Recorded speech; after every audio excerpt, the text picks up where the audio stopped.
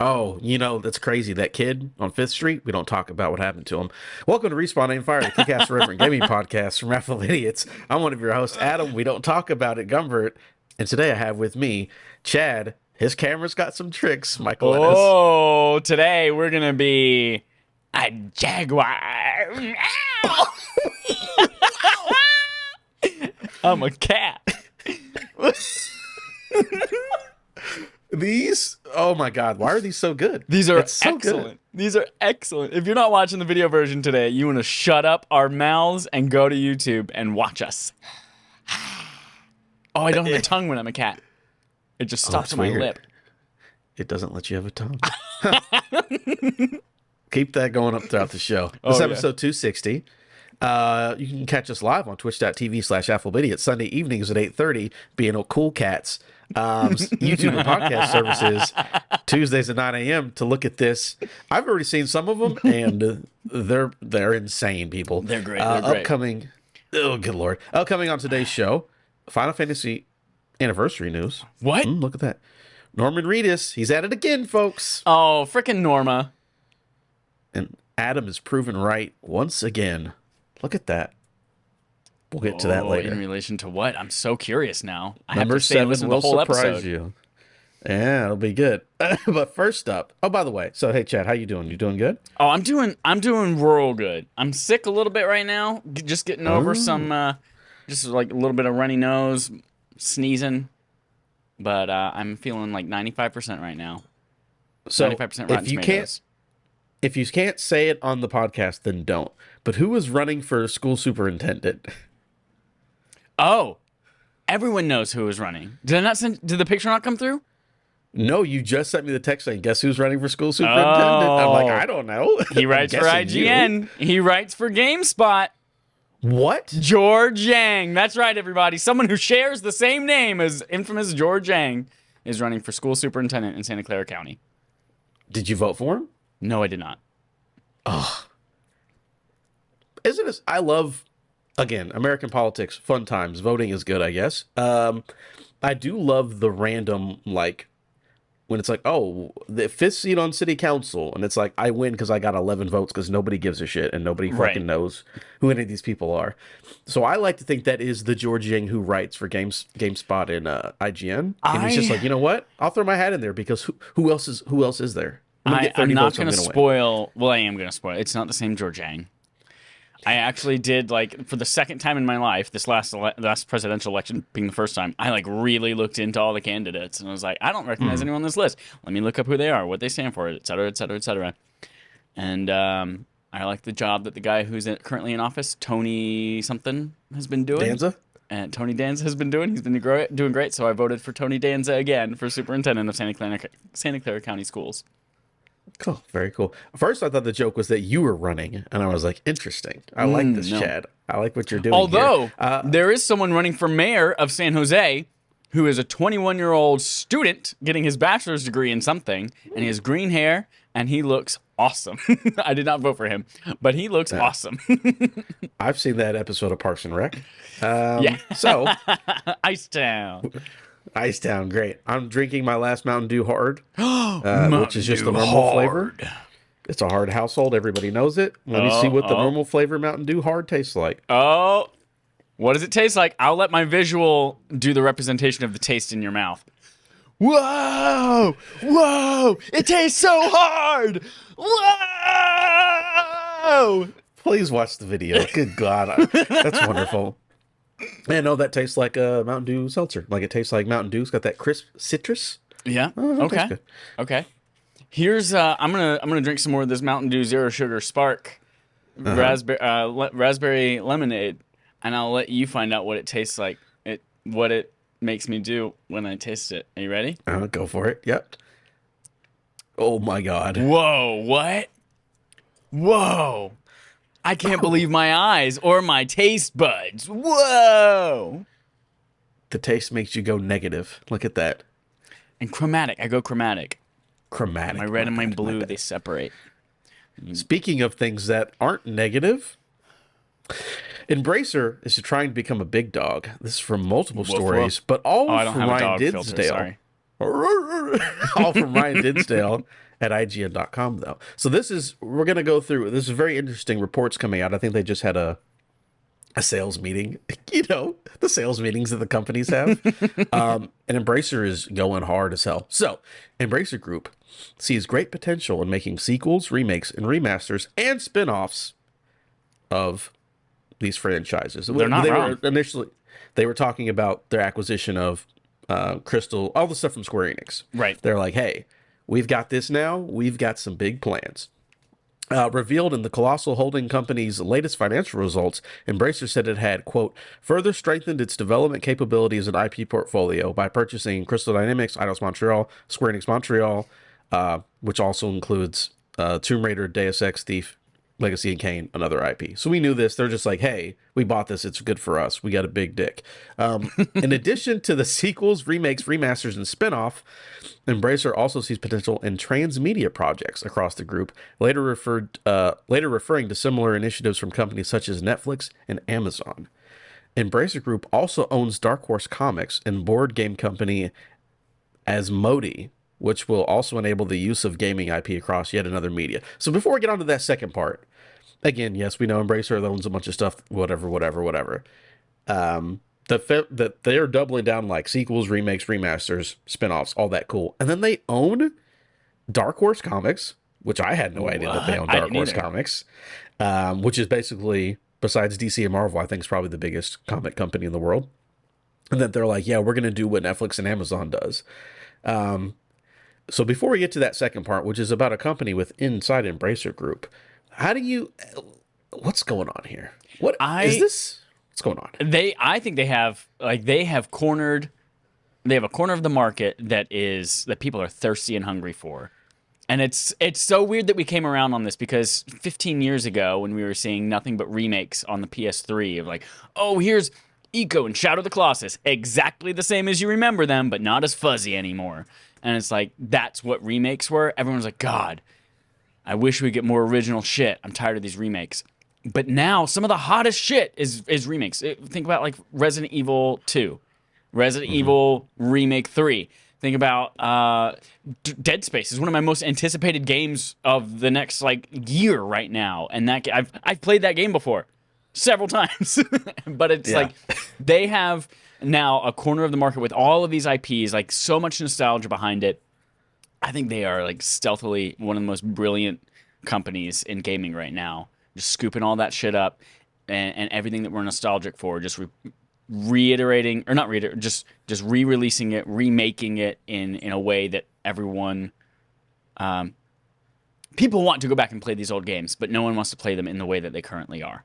So yeah, I think they're brilliant. And then, of course, being able to, we'll talk about it in a second, they have Gearbox, they have Crystal Dynamics, they have Eidos Montreal, they have Square Enix Montreal, and they have these other things that they're starting to do, like new sequels and IPs. Like, that's really cool, too. But I think their remake, remaster, spin-off strategy is... There's no one else really in the gaming universe that does that on such a big scale. Other companies will do it on one-offs. Like, EA is like, yeah, we'll remake or we'll remaster this, Mass Effect collection for you once, and we'll have somebody kind of spin it off as a side project. But nobody does it on this scale. We're like, we're just going to churn out a bunch of this shit and let's see what sticks. So I think it's brilliant. Yep. I like, again, it's just funny to think that is Embracer Group going to like sneakily become one of the biggest publishers? Because we know, like, money-wise, yes, they own a bunch of stuff, but it was like, okay, you own stuff from 20 years ago that no one cares about. Some people care about. But then you look at it now, so like how they remastered SpongeBob, the rehydrated bikini bottom. Yep. Bottom's been rehydrated. You got a wet butt. That's the name of that game. SpongeBob's got a wet butt. It's a great game. And now they're making a brand new SpongeBob, like completely new one. I forgot what it's, Multiverse of Madness or whatever it is. Oh, that's right. Which we're supposed to be getting pretty soon. I think Embracer is going to come up to the point. I didn't put it as a story, but like EA was like, hey, NBC, we'll merge with you. It feels like with all the acquisitions and mergers that we're like getting like less and less companies, but we get bigger companies, right? Like Embracer literally just owns everything. It's insane. Like at this point. This is the visual representation of Embracer. What's up? I'm Embracer, and I own I own Tomb Raider now.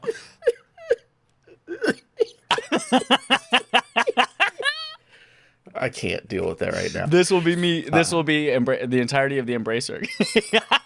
Is this? That's the Embracer. Yeah.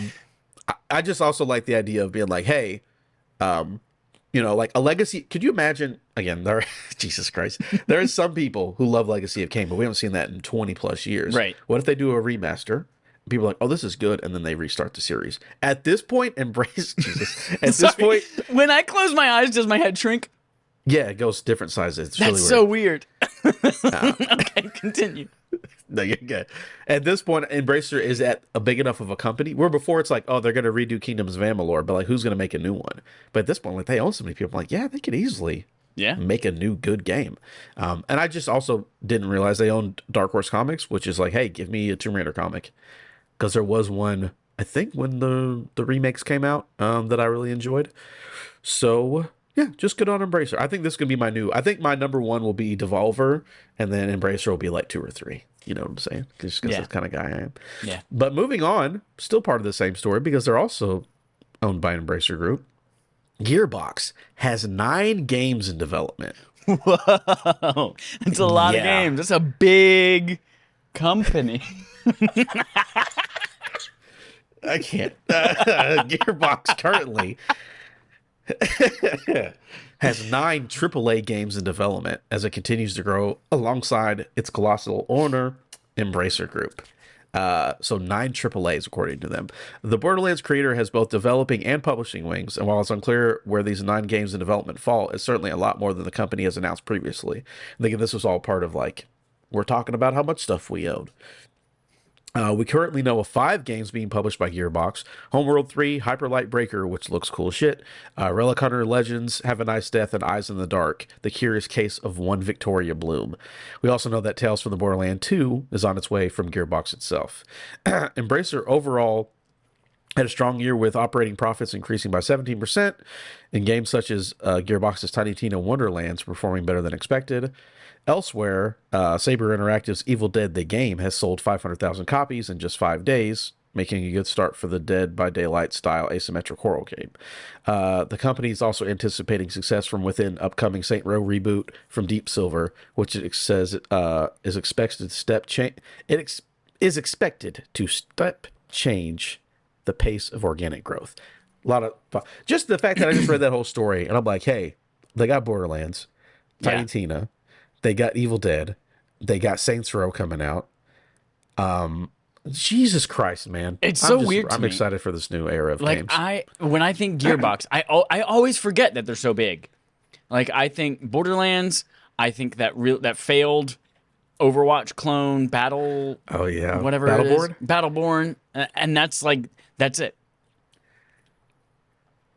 Uh-oh. What happened? I've still got your audio. Yeah, but hold on. Mm-hmm. We've lost connection to the external monitor. You can continue talking. Cool. They'll just see your smiling, frozen face. That works for me. But no, you were actually talking about everything that they owned and how shocked you were and whatever.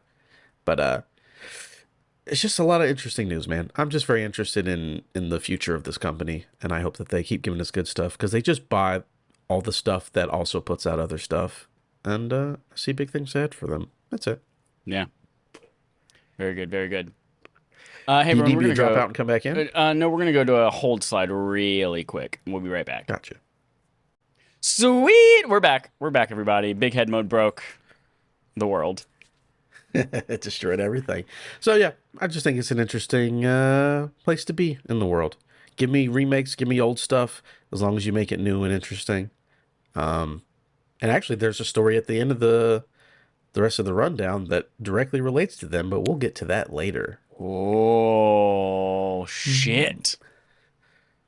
But yeah, that's it for me. Anything else for you about this whole story? No, Embracer, they just keep coming up, man. And they're just going to get bigger and bigger. Gearbox keeps showing up being bigger and bigger. I'm excited. Living their lives. But speaking about things that are big, how about all these random letters in playtime? What? That's a joke for us because, again, for those who have been listening for a while, and if you're new, me and Chad have a doc, and we have a part of the show called Playtime where we talk about where we play, and we only put initials. We refuse to let the other person know. And Chad, I think you're lying. I think yours are fake. Oh, these don't look is real it? this week. Is it? These don't make sense.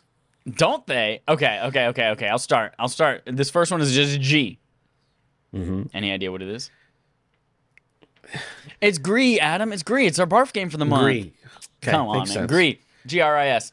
I started that up last night. Finished it promptly this morning as soon as I woke up. And we will be talking about that later this week with a special guest, knock on wood, as long as scheduling works out. So what is a barf game? It's a backlog accomplishment with Respawn and friends. It's a game that you all vote on as our patrons at patreon.com/respawnandfire. And it's a game that we want to play that we never got around to from our backlog. It's a classic. We should have played it. Maybe we haven't played it in a long time, etc., etc., etc. So that's the game for the month of May. Play it yourselves. Email us in your thoughts. We already got an email from Alex Kozina. So thank you, Alex.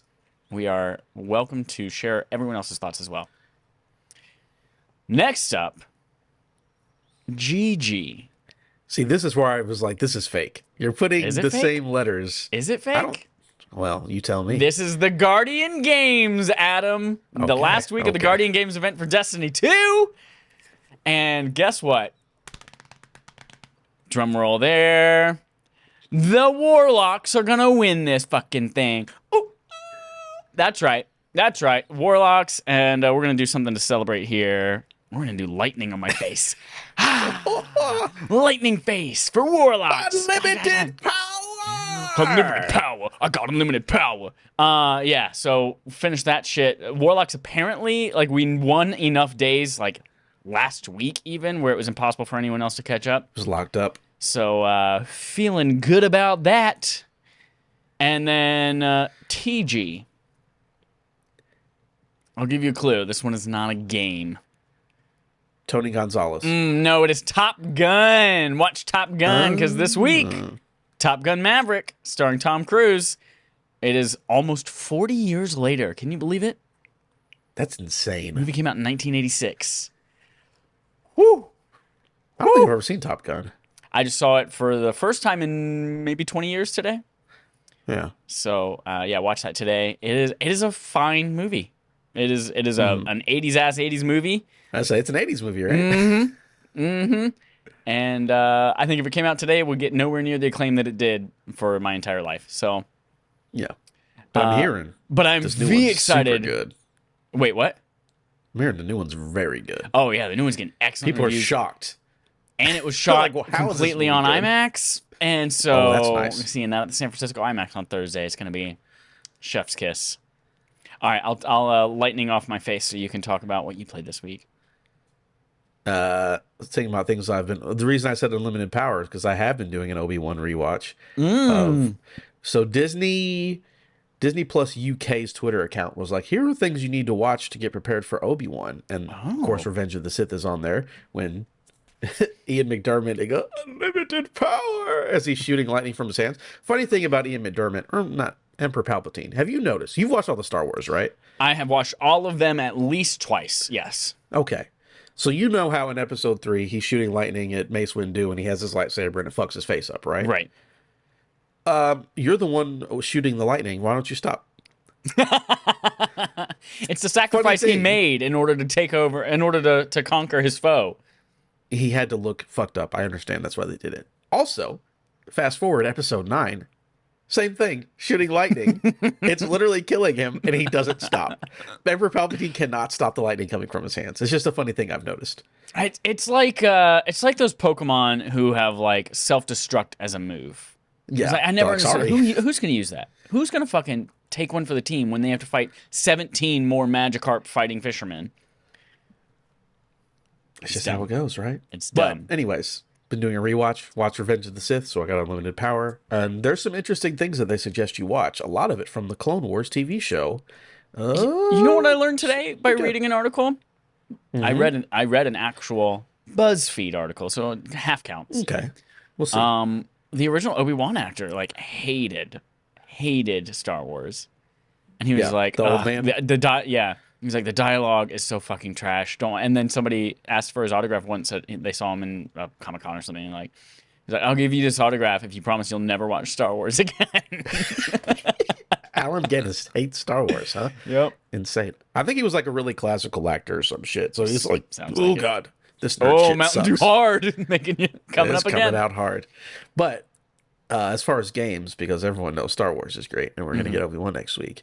Jurassic World Evolution 2, baby. That's what the JW stands for. Ooh. Guess what other movie's coming out soon? Jurassic World. Fucking don't know what it's called, but I'm excited. Dominion, baby. Dominion. It's gonna suck. It's gonna suck so good. So I'm gonna watch it. See those dinos in real life in the world. That's so good. But Jurassic World Evolution 2 was like a park builder, of course. It's fucking great. They streamlined all the stuff from the first one that was like too micromanagey. And they're like, hey, how about just have fun with the dinosaur park? And I'm playing through the campaign now. And it's like, hey, dinosaurs are loose in the world. So I'm going to different parts of the world. It's like, hey, they're running amok in Yosemite. Go set up a little base in Yosemite and help the dinosaurs out. I'm like, yeah, I'm in Yosemite helping the dinosaurs. It's a good time. Is the park builder different than there was like a Pokemon Go type spin-off? Yeah, that was on mobile only. On mobile? Okay, got it. Oh, okay. My sister spent This like $400 in 2 weeks on that mobile spin-off game. And because she's like, I gotta have the best dinosaur, and I keep fighting other dinosaurs, and I gotta have the best dinosaur. And then she's like, I'm number 1 on the leaderboard. And then she found out that the leaderboard was mostly just bots. And she was like, oh my god, they're making me want to spend money so I can beat the computer. Oh my god, I'm not even beating other people. She fell for it, man. It's crazy, but it's awesome. They got all the cool dinosaurs in there. They got the Spinosaurus. They got the Indominus Rex. Indominus Rex. All the good bullshit. They got the different skins. So you can have blue on your Raptors. It's a good time. Ooh. And then also, I booted up some Rogue Legacy 2. That's what RL2 is. Okay. Rogue Legacy 2 is the sequel that just came out like last month, right? Yeah, it just came out early access. I owned it when it was early access and was like, it's fine. I'll come back. They've done a ton of updates. I know it's on, I think it's on Xbox and Switch. Or maybe I think it's on 2 of the 3 consoles. I'm not entirely sure, but it's very good. It is more Rogue Legacy, but it feels like you make more progress, and it's very, very pretty. I like the art style, the new direction that they took. So everyone should play Rogue Legacy if you've like roguelikes at all. That was one of the first ones that got this whole movement started. Was that Binding of Isaac? Honestly, that was the very first game that I played knowing what a roguelike or /light was. I was like, oh, this is a whole genre of games? I didn't realize that. I played the first one on my PlayStation TV, aka Vita TV. Oh, yeah. I got that sitting in a box over here. I had one. I don't know. I think I sold it for $30 or whatever. Cool little device, but whatever. And then the last thing, because again, I'm in such a Star Wars mood, Lego Star Wars: The Skywalker Saga. Ooh, there was a sale. I got the game and all the DLC. Sale already? It was like 20 digitally, but it was like 25% off everything. Damn. So I got basically what the deluxe edition is $70, and I got everything in that for, it was like $48 or whatever. And then me and my son can both play it because I can just install it on his Xbox with my profile. Shh, don't tell Microsoft. He literally has been stealing hundreds of games for years. And I started with the prequel series, and I'm going through that and having a great time. And then Ahsoka shows up because I have her as the DLC. Moff Gideon shows up, or not. What's his name? What's the actor's name? Giancarlo Esposito is there beating up Jar Jar Binks. It's great. What? Yeah. In the Skywalker Saga? Well, because when you're in the open world, you can pick anyone you want. Or when you beat a level, you can do free play and do whatever you want. So, go get all the bricks. because I have the DLC, I have the Mandalorian pack, and Giancarlo Esposito with the black lightsaber is there. And I'm like, all right, we're in episode 1. You go beat up the Gungans, Giancarlo Esposito. Why not? I'm having a great time. It's fun. It's really new. They changed. You can definitely tell they put a lot of work and took a lot of time to make this game. And yeah, I'm all about Star Wars right now. So that's all I've been playing. Is everything I played is things for children. Jurassic World, Lego Star Wars, Rogue Legacies for grown-ups. There we go. Had a good time. Oh, also watched Chippendale. I watched the ugly Sonic stuff. Oh my god, it's so fucking good. How did they got Ugly Sonic in that movie? I don't want to. I'm not going to spoil it too much because that movie is literally just like, hey, here's a reference. It's meta the movie. Um, and there's a part where he's looking at like a bunch of movie trailers. They're talking about reboots. He's like, oh, this is all dumb, and it's like, oh, I can't remember what the name of the movie is, but it's basically Fast and Furious Babies. And he's like, that one looks pretty good. And I was like, all right, guys, they get it. Fast and Furious Babies. All Fast right, and Furious I'm all about Babies. That's awesome. They did Batman versus E.T., which looked like a really cool movie too. I'm gonna need to see that. Birdman53 in the chat says, can't wait to jump into Skywalker Saga. Do it, you coward. It's very good. Freaking do it. Fighting Jango Fett, Boba Fett, good times. But anyways, that's all I did. That's all we did. We're hanging out. We're waiting for, hey, Chad, whenever July 12th gets here, maybe we do a little side podcast, 15 minutes before we record a show. You know what I'm saying? Thinking about it. What? Wait, what is July 12th? Is that Obi-Wan? What we do in the Shadow Season 4? Baby? Oh, that's right. I was trying to think. I was like, LSWTSS Shadows. What? Nope, that's not it. Just saying, when that comes out, we should maybe talk about it every week. But anyways, things we can talk about right now. Final Fantasy announcements are coming soon. It's from Ryan Dinsdale at IGN.com. Before we get started on this, there's a quest in Final Fantasy VII Remake in the beginning where you have to find 3 cats. So, we're going to do Cat on My Head. It's reaching out. That's wonderful. Keep that up. What if it bit the shit out of you? So Final Fantasy VII Remake director Tetsuya Nomura has said Square Enix will be making various announcements next month regarding the original game's 25th anniversary.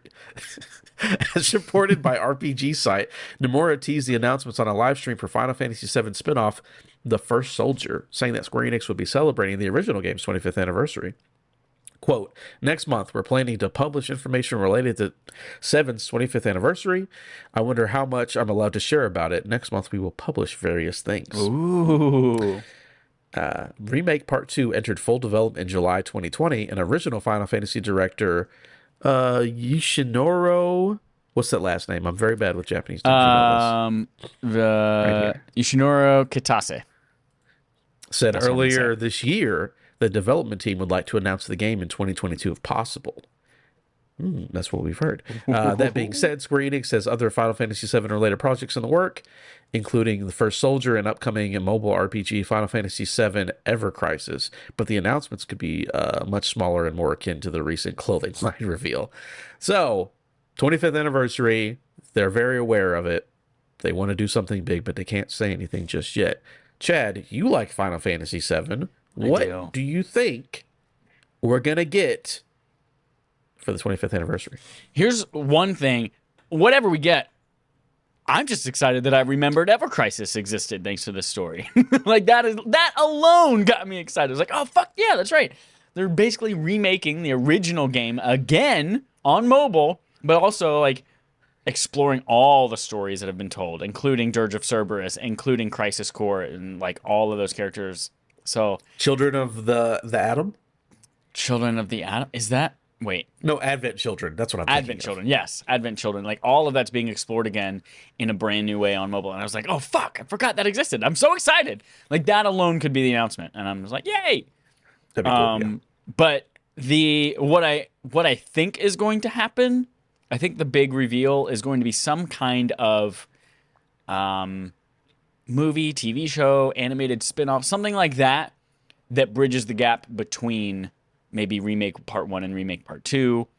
Because that's something that they're just they're really into recently with Final Fantasy 15. They released the movie with all the Game of Thrones actors in it beforehand. Yeah. And surprisingly, that set up a lot of shit you needed to know for the story for that entire game. And so I feel like they're going to do something like that, even if it's Netflix does the animated Resident Evil movies that aren't good, but they're just hey, let's throw more money at this franchise.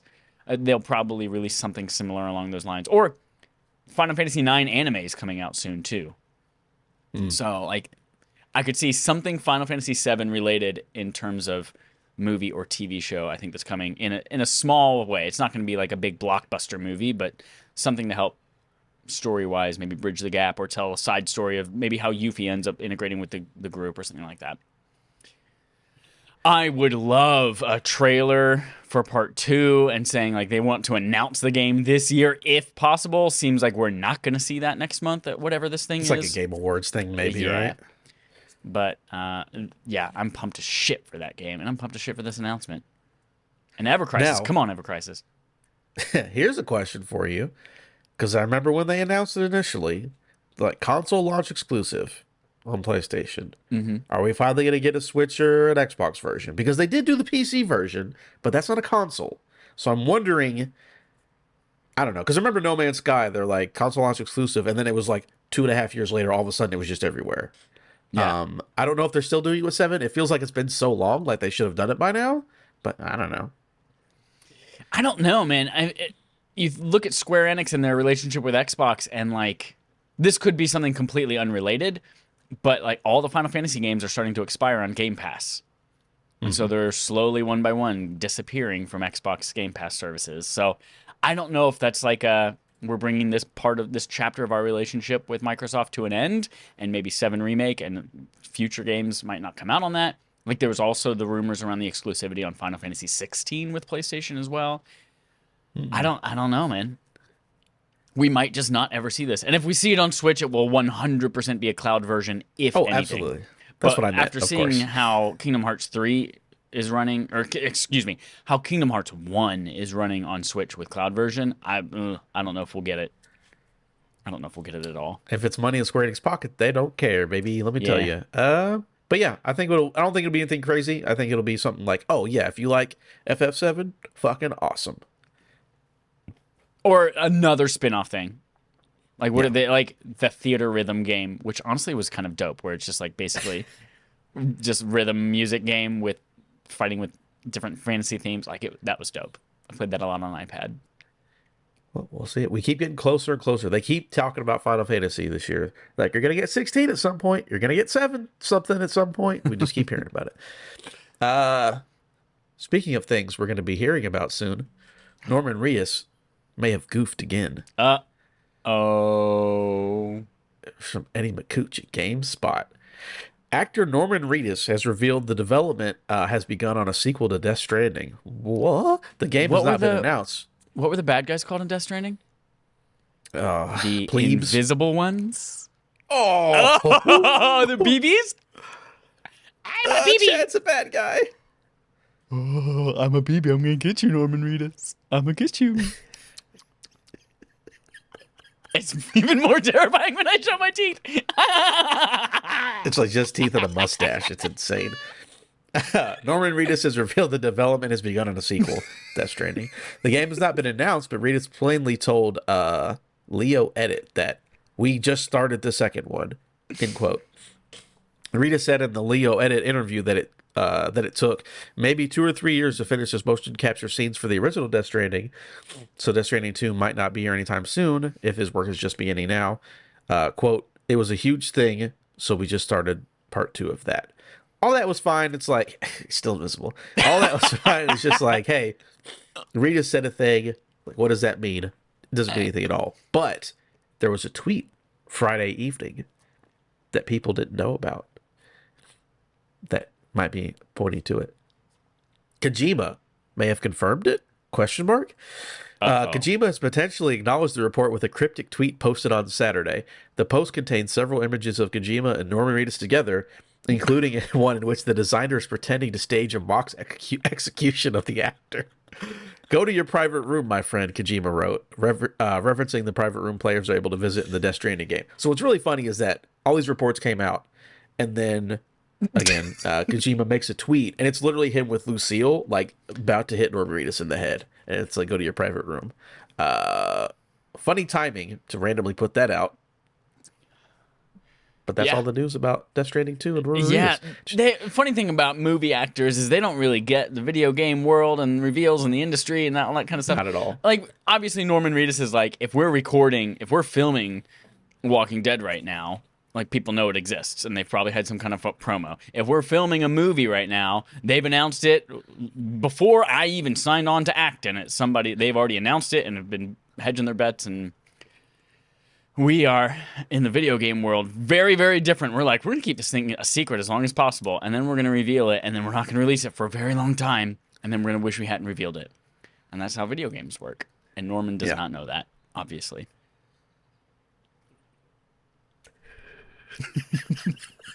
You mean Invisible's crazy. So yeah, we'll see a sequel for sure, I think. I mean, I guess the game, regardless of how kind of weird and divisive the reviews were, I know it did like sell pretty well, so I'm not shocked to see it again. I don't give a shit because I don't like the first game, but I'm sure people will be happy. Yeah, and Norman Reedus is back. This is a good excuse. I don't know if you can tell this one. It looks identical to my face. This is the beauty filter, and I guess it was already beautiful. So yeah, okay. Yeah, I bought the director's cut when it came out on PS5, and I want to go back and play this game again. It's just finding the motivation to do so. I can't even play Forbidden West right now because Destiny's too good. So finding to play a game that I've already played for 15 hours once that I didn't like the first time. All right. Yeah, if you can't play a good game like Horizon Forbidden West, why would you play a bad game like Death Stranding? That doesn't make any sense. Let's be real. But that'll be cool to see a new one. People like what Kojima does, and I like Norman Reedus a lot. So, here we go. This is for all you retro heads. Is that what they call themselves in the community? That's exactly right. Retro heads.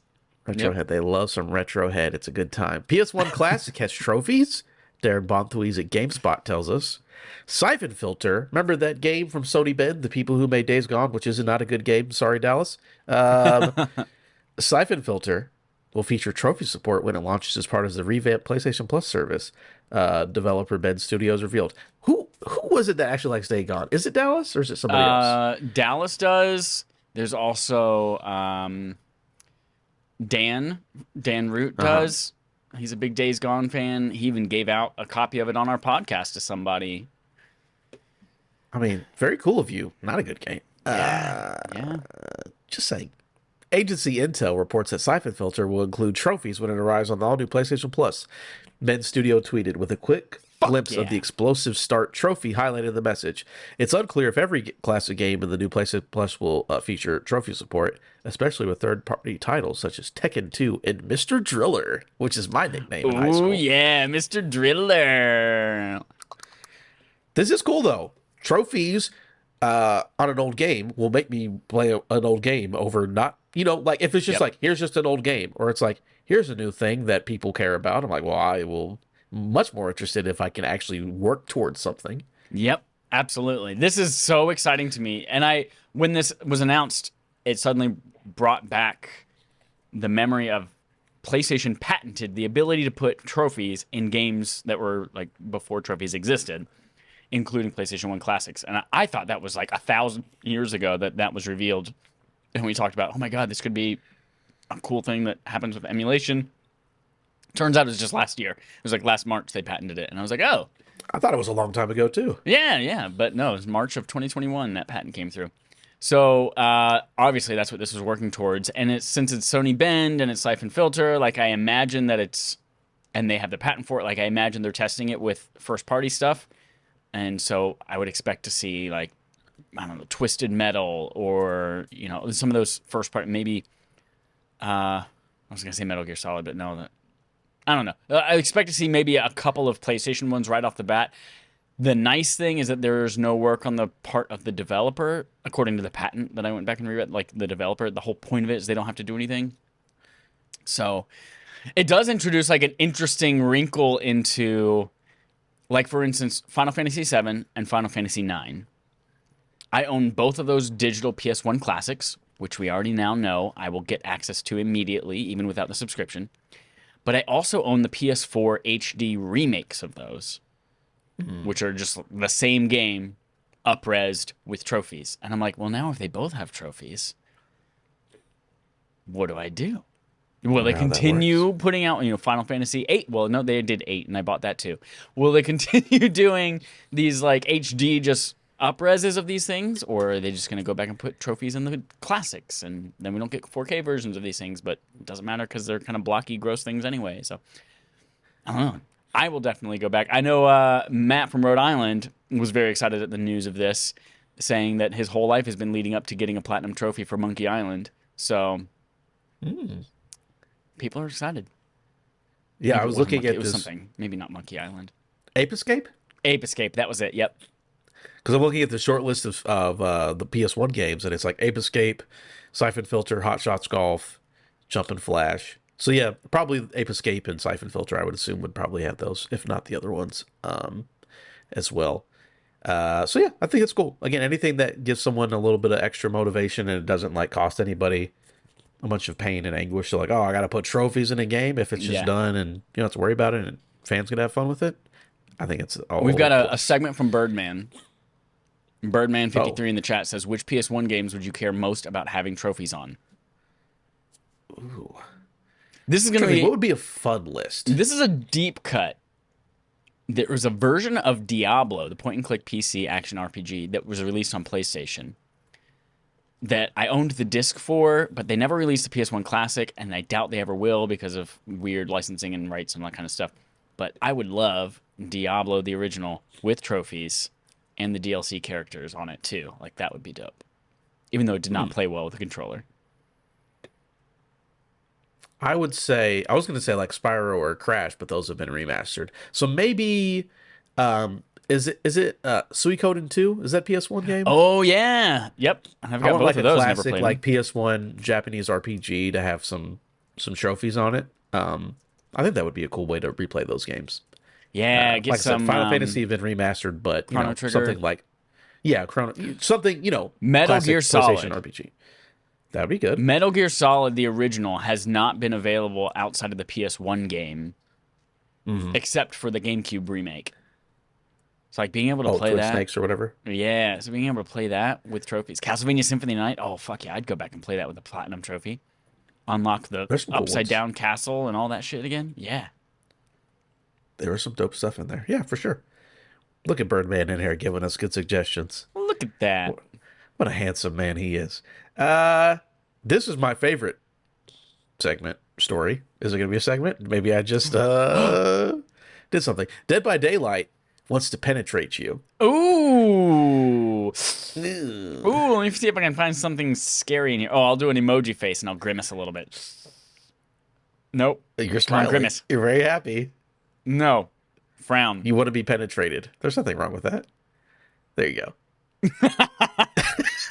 Dead by Daylight wants to penetrate you from Kat Bailey at IGN.com. At a recent anniversary event, Behavior Interactive announced a new dating sim titled Hooked on You, a Dead by Daylight dating sim. Developed by Psyop, the creators of I Love You, Colonel Sanders, which, by the way, they made a KFC dating simulator. That's right. That's right. It will feature, quote-unquote, romance, steamy references, and shirtless outfits. Ooh. Hooked on You starts with stars will be 4 familiar Dead by Daylight killers who inhabit something called a magical land. There's too many calls in there. Murderer's Island. You go to Murderer's Island, and the Huntress, the Spirit, the Trapper, and the Wraith try to smooch you, or maybe they try to kill you. I don't know.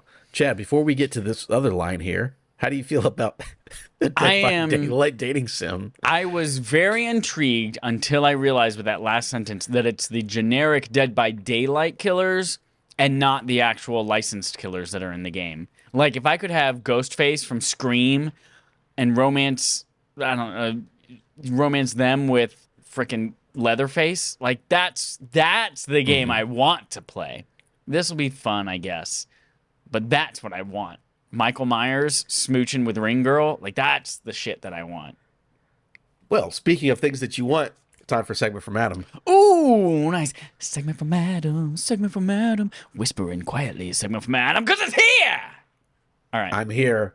My congestion is much better. So, since we're talking about these dating sims, by the way, that Colonel Sanders one, way better than any right to be.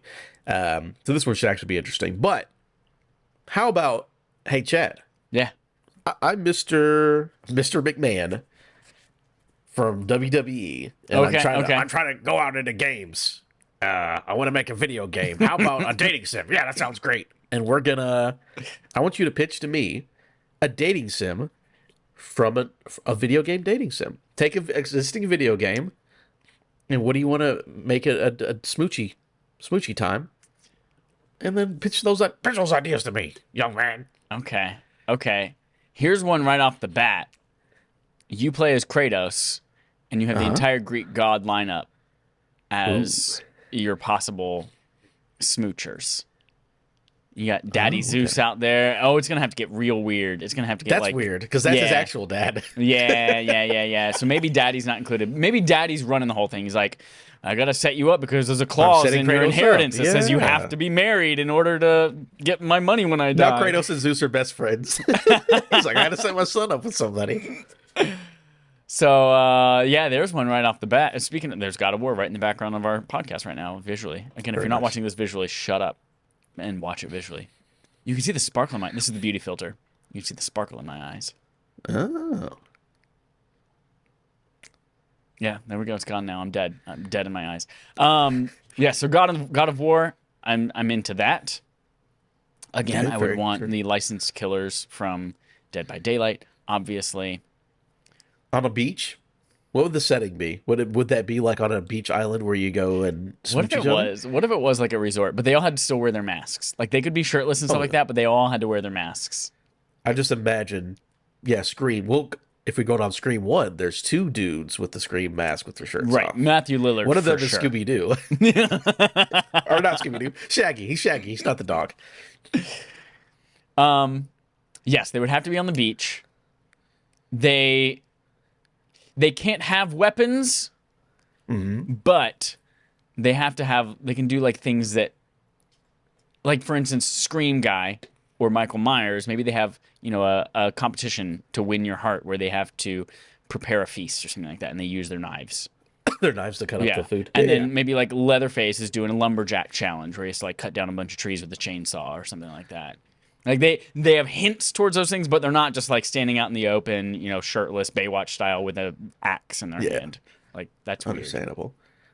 If you've ever seen the gif of Mr. McMahon falling back in his chair because he's horny, I was almost there.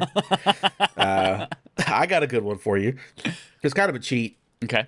Because it's not necessarily game related, but it sort of is. But give me a Batman dating simulator. Oh yeah, where you're just dating all the villains of the Batman universe. Poison Ivy. They're all Mr. Freeze. Like Mr. Freeze, your wife is gonna die anyway, so like, why not smooth? Let's make it happen. She can't know anything. She's in a coma or whatever. Oh, that's probably a dangerous one. Maybe that's not an option you need to take. But yeah, I can just imagine like Nightwing's like, I've been fighting crime all night, and he takes his shirt off, and you're like, yeah. That could be fun. It's just fun characters, and but Penguin, the little short stubby dude, but it's like he's got a heart of gold and a big slong, and you gotta date him. That's why he waddles, because it like drags on the ground by his feet. Because it's so big. Absolutely. Yep. This is what we're talking about. Any other video game specific ones can you think of? Oh goodness, I'm trying to think of things with like big rosters, like big. Yeah. Can we do? I want to do like Smash Bros, but take out all the Fire Emblems. Okay. So you're just left with like the characters. Maybe the original lineup of Smash Bros. Nintendo dating simulator. Kirby, Ness, Mario, Luigi, Pikachu, Donkey. Yeah. That's what Yoshi. That original crew, that original lineup. Okay. That'd be a good time. And you're Princess Peach, and you have to court all of these people. Who's the best one? Who's the best? Well, that's what the whole game is about. You have to choose your own person. Though, who are you picking? Ness was the strongest, obviously, and he had the baseball bat that could just fucking murder everyone. But he's also 10 years old. He's also 10 years old. But Peach is a princess, and that's just how royalty things work. Like there are kings and princesses that are tiny little babies. In those You're not wrong. Kirby can suck real good.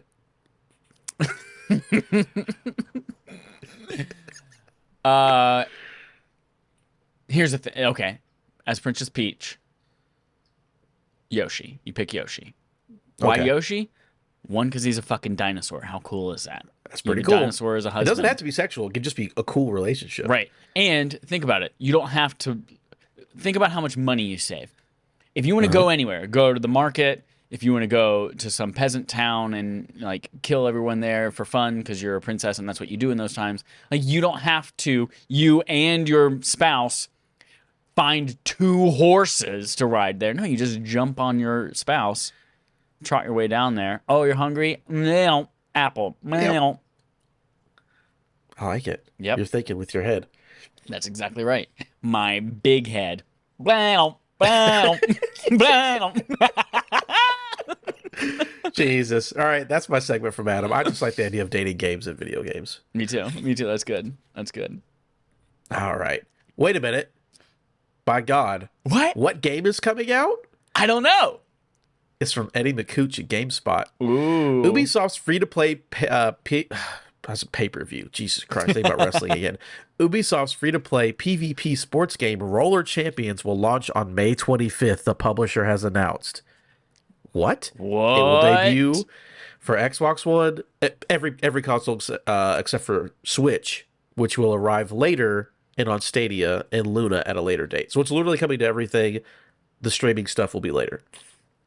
Roller Champions, for those of you who don't remember 4 years ago, I don't. It's a roller derby inspired sports game where 2 teams of 3 compete to be the first to score 5 points by tossing a ball into the goal. Players can earn more points by skating around the track. Players can also tackle foes and knock the ball free and zip up the walls in the arena. So what this is, right? At E3 2019, Ubisoft was like, hey, look at this awesome free-to-play sports game we're making. And it's roller derby. Everyone's like, oh, awesome, dude. They had multiple videos. Everything was awesome. It's like, hey, this is a big deal. Then they didn't say anything about it until early 2020. They're like, hey, we're doing a close alpha. And then for 2.5 years, they literally said nothing until they were like, it comes out next week. This is like 3% coming back to me. Like, I'm looking at screenshots from the reveal, and it's like... Very cartoony. You would have thought Knockout City was this game, but no, this is something different. Yeah. Interesting. And they're stealth releasing it, basically. They're saying, hey, this is coming out this week, everyone, and it's going to be free to play. Something tells me they did a closed alpha in 2020 and then said, people don't like this game. And let's not give it too much fanfare or marketing, and let's not charge anybody for it so no one's angry when they don't play it anymore. And let's send this thing to die. And they're going to say, oh, yeah, we'll all these difficult to create for platforms like Nintendo Switch and Stadia and Luna, we'll just promise those at a date TBD, and we will never do it. Just a weird move for Ubisoft where they announce these games and then they delay them, and then they never come out, and then they just come out. Yeah. This could be cool. I mean, it kind of looks like it could be like a mix of, I don't know, freaking Mario Strikers Charged and freaking, what's the car one that Epic owns now? Rocket League. Oh, it looks like it could be a mix of those two things. It could be really fun, but... I remember at E3 people were like, oh, that roller derby looks really cool. What's going on with this roller derby? And then nothing for 3 years. Nada. This big head is so stupid. So yeah, everyone enjoy playing that game that will be alive for about 12 months, and then they'll kill the servers. Sadly. So we have the last story of the day. More news on the KOTOR remake affirms Adam's suspicions. Oh, see, there we go. Another remake. VGC. Another old-ass game remake that's getting people all horny, except for you. I just like how Jordan Midler specifically pointed out my problems with this KOTOR remake. Interesting that he wrote that. Yeah, that was really, really, really nice of him to give you that shout-out. I appreciate Jordan Midler. Saber Interactive is working on the upcoming Star Wars Knights of the Old Republic meme. Good Lord. I thought my sinuses were better, Chad. And they're just like on the edge. Yep. I'm fine. Saber Interactive is working on the upcoming Star Wars Knights of the Old Republic remake alongside Aspyr. Remember when I said Aspyr only makes bad ports of Star Wars games? How are they going to make a new game from the ground up? Mm-hmm. Now they need help. As part of Embrace's Group's financial report, the one that we reported on before, board member Matthew Karch announced that Saber Interactive, which most recently released Evil Dead, is now working on the project. Quote, Aspyr has gone full in to make this the best game that they can. When we acquired Aspyr, we knew from the start that they would require our assistance. What a quote. Karch added, we're fully confident that the game is going to be fantastic, but it's a massive product, and massive products require a lot of effort, a lot of time to make good. And especially when you're talking about the game that's very old, we basically had to remake that game from scratch. Knights of the Old Republic Remake will be a timed console exclusive on PS5. It was originally revealed during a PlayStation showcase last year. Oh, what's going on, Van Gogh? So, I've been saying this from jump. I'm like, hey, Aspire, they literally, again, like I said, they only make ports of old video. Remember that Knights of the Force Unleashed game that just came to Switch? That was the Wii version of the game, and it's not a very good port, and it's not a very good game. That's what Aspire does. But they're like, we're doing it from the ground up. We know it's our first thing ever. Don't worry, guys. We got this. Yeah, we'll see. Now that they brought in Saber Interactive, which, again, actually makes real video games, I feel a lot more confident. And again, like we talked at the top of the show, Embracer Group now owns so many companies and IPs and support studios and stuff. I actually have more hope for this game than I did now than before this report. Because before this report, I'm like, Aspire's not going to be able to do it. It's going to be trash. But then bring in Saber. Maybe they bring in Square Enix to help out. Maybe they bring in Eidos Montreal. You know, people who make good video games can actually help them get that game out the door. I am much more confident and much more hopeful for this game now than I was, like I said, a week ago. I just don't think Aspire can do it. But now with the backing of one of the biggest companies in the world, I think things are looking up. And you can finally play a good video game, Chad. It's really good. I hope that the remake is good and you can enjoy it. Do you think they're keeping Aspire? Like, Aspire obviously is, they're getting assistance, maybe even more assistance than just Saber Interactive. But my guess is that the creative side of things weren't going as well. And maybe they're bringing on other studios to help out with the creative side of things and reimagining what this world looks like. And then Aspire's like, hey, y'all are real good at, well, you're kind of good at ports. You've done ports. So maybe you help us figure out how we're releasing on multi-platforms, how we take this old UI and update it for an HD era, like that kind of stuff. And then Saber's like, we'll handle the things that really matter for remaking this game. I feel like that's kind of what is happening here. Yeah, I don't want to dump on Aspire because those people are working very hard or whatever. But the fact that the head of the company, our board member of the company, literally said, when we acquired Aspire, we knew from the start that they would need assistance. We knew they weren't going to be good enough. That's a crazy thing to say. But yeah, I mean, again, and it's not even against Aspire necessarily, but it's what people who played KOTOR want from that game requires more than I think Aspire is able to do. Because, like, for you who's never played it, and I'm like, you can't, even as much as I love that game, trying to play a 20-year-old video game is hard. Yeah. Even though, like, Aspire did the tablet port of that game, which is a good port, but it is a port of a 20-year-old game. And I'm like, the game is great. It's very hard to recommend you playing a very, because it plays like an old game. The story is great. Characters are great, but it's an old video game to play. So I hope for the best because it's such a fantastic game. And I want a good team to take charge of it, give us something good. Like what we want as fans, I hope that we can get that. Because that was the only reason I'm being so hard on them, because I know what I want that game to be, and I was not confident. So we'll see now. Whew. That's it though, Chad. That's all the stories for the day. And I did my segment. It's time for Game on Game Show. The Game on our gaming show. We play a game called Game On. The game show on our game show. Game. Ah! I feel like Toad. Toad in those videos where he freaks out. It's like, wow! Hello! We're not going to keep this on the whole time. We're going to turn this right off because that's obnoxious. But we're playing a game that we have not played since January of this year called Now Flesh It Out. Now Flesh It Out. And I've been doing these like themed Now Flesh It Out. Now Flesh It Out is where we take two games that exist in the world or might exist and we mash them together and see what that makes and what kind of game that would be. And I feel like I've been doing themes with these recently, and I'm kind of digging that. So I came up with another theme this time. Do you know what happened on May 9th, 2018? So about 2 weeks ago now? 4 years ago? May 9th, 2018. I want to say... No, I don't know. That's right. It was the Walmart Canada E3 leak. Okay. So the theme for this one is that the first game in each of these pairs is something that was leaked by Walmart Canada. And the second thing in all of these are things that people are looking forward to seeing more of at whatever the hell happens this summer. Summer Game Fest, Xbox event, whatever the hell. So, we're going to start, speaking of Embracer Group, with Borderlands 3 was leaked by Walmart Canada. What does that look like when we mash it up with Metroid Prime 4? What? Now, remind me real quick, what is the objective of the thing? Is to make take a these good two version things of and the like two. and when we just smush them together and say like what would this game look like if we smushed it up with this game? So Borderlands 3 with Metroid Prime 4.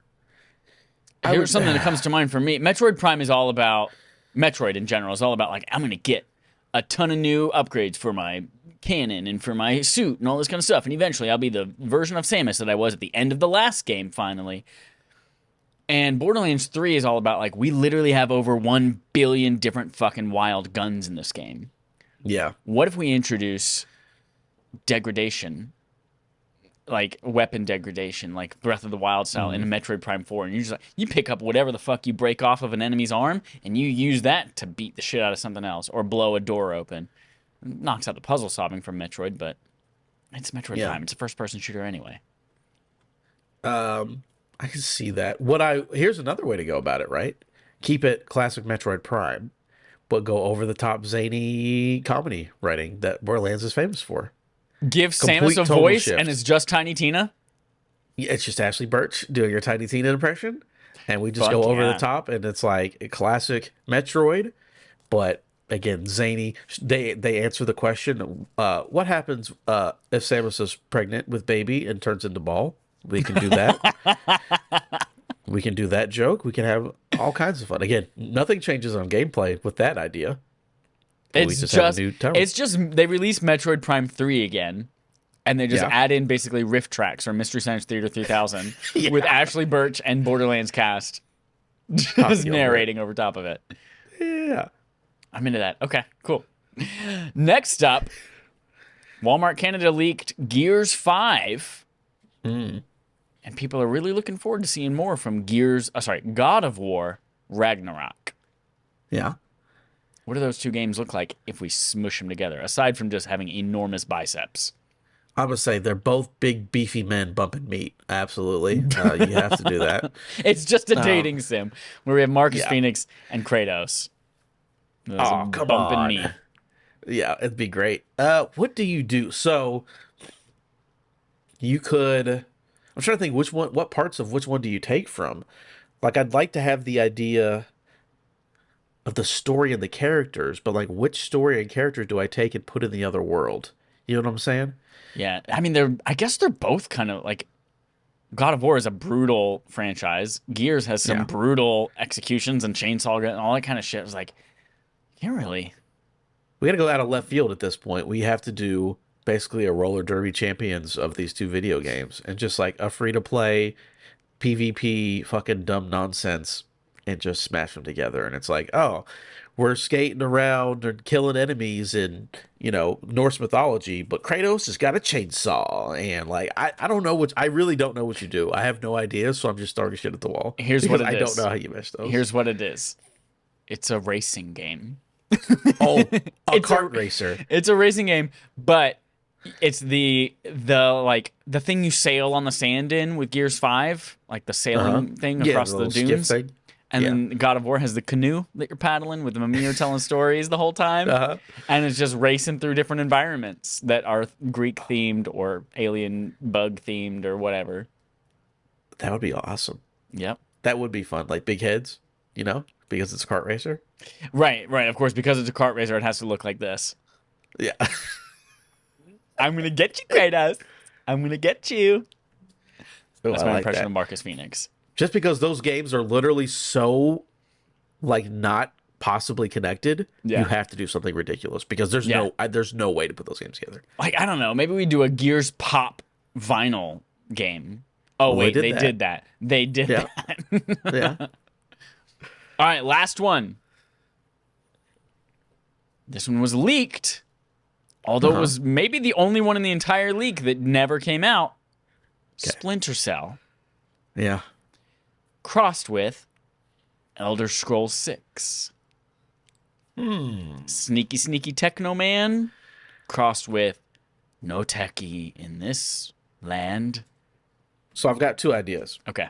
You either do a massive, like, war-torn open world where you're Sam Fisher and you go through the open world of the fucking, you know, Eastern European, whatever generic place that we go. Or we do a Black Knight, a Martin Lawrence's Black Knight movie where man from the present gets pulled into the past. Sam Fisher has his tech and his gear, gets pulled into Fantasyland, has to learn how to survive in Fantasyland. That's good. And he's got his goggles, his signature goggles. Yeah. That's it. That's all that came through the portal with him. Okay. And that allows him to see at night. And everyone else is like, what? You don't have to carry a torch? This is amazing. And he's like, yeah.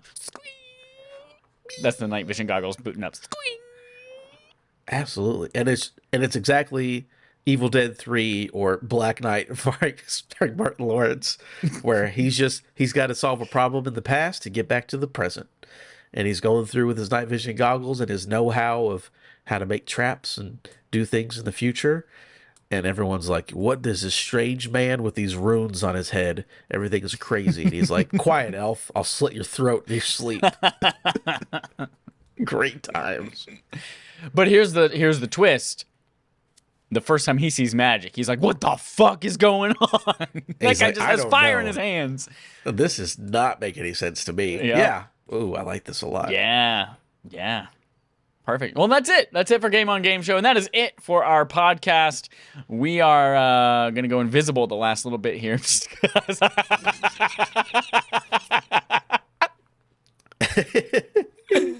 Oh, I just like this one so much. Even, like, if I do the weird thing with my eyes.